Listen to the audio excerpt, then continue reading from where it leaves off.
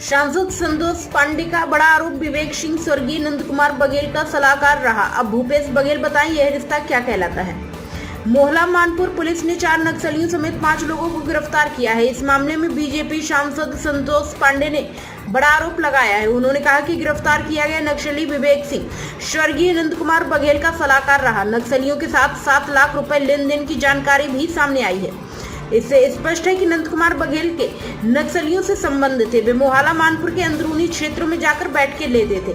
अब भूपेश बघेल बताएं यह रिश्ता क्या कहलाता है।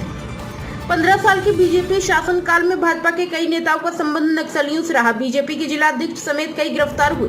बीजेपी सरकार की नक्सल नीति की नाकामी छुपाने के लिए बीजेपी सांसद संतोष पांडे मनगढ़ंत आरोप लगा रहे हैं। निश्चित रूप से भूपेश बघेल कभी भी, यदि मैं कहूंगा कि जब मानपुर मोहला गए तो उन्होंने किसका विरोध किया? तो उन्होंने विरोध किया जल ले जाने वालों का, कांवड़ियों का। उन्होंने विरोध किया तो जामड़ी आश्रम का उन्होंने विरोध किया, जिसमें रामायण जलाया सुरजूराम टेकाम ने। किसके कहने पर, किसकी हिम्मत थी? ज्यादा स्वर्गीय व्यक्ति के विषय में ज्यादा कुछ नहीं कहना चाहिए, किंतु इतिहास है, इतिहास से सबक भी लेनी चाहिए। और जो गलत करता है उसे भी जनता बहुत लंबे समय तक याद करती है और गलत के नाम से याद करती है। छत्तीसगढ़ के इतिहास में एक काला धब्बा है कि एक ऐसा व्यक्ति का संबंध नक्सलियों से रहा। और ये रिश्ता क्या कहलाता है, ये संबंध क्या है, मैं भी ये पूछना चाहता हूं। यस, बिल्कुल आपको ध्यान होगा, मैं वहां का पहला भी जीता हुआ सांसद रहा, अभी भी मैंने जीता। और जिस प्रकार से उनका कॉन्फिडेंट वहां मानपुर मोहला के लिए, उनका आत्मविश्वास से कहता था कि मानपुर मोहला तो मेरा, यानी वहां जो है वहां हम अंदर नहीं घुस सकते।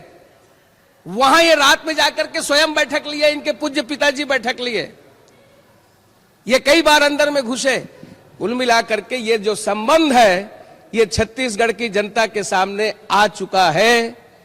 मैं सीधे तौर पर कहा कि भूपेश बघेल के स्वर्गीय पूज्य पिताजी का संबंध सुरजूराम टेकाम से यानी नक्सलियों से था, जेएनयू से था। वहां के लोगों को ये आमंत्रित करते थे और यहां जहर घोलने का काम आदिवासियों में यही करते थे। 15 साल के भाजपा शासनकाल के दौरान नक्सलियों के सहयोगी के रूप में भारतीय जनता पार्टी के नेताओं की गिरफ्तारी होती रही है, चाहे दंतेवाड़ा का जिला उपाध्यक्ष हो या भारतीय जनता पार्टी के बड़े नेता जिनको नक्सलियों के सहयोगी के रूप में चिन्हांकित किया गया था। और आज भाजपा की सरकार नक्सल मामले में पूरी तरीके से नाकाम हो गई है। शायद सरकार की नाकामी पर पर्दा करने के लिए भारतीय जनता पार्टी के सांसद संतोष पांडे जी झूठे और मनगढ़ंत आरोप लगा रहे हैं और चरित्र हनन का प्रयास कर रहे हैं। और भारतीय जनता पार्टी नेताओं की आदत है, इनको बताना चाहिए कि जो भाजपा के नेता जो नक्सलियों के सहयोगी रूप में गिरफ्तार हुए थे, उनके साथ संतोष पांडे जी का क्या रिश्ता था।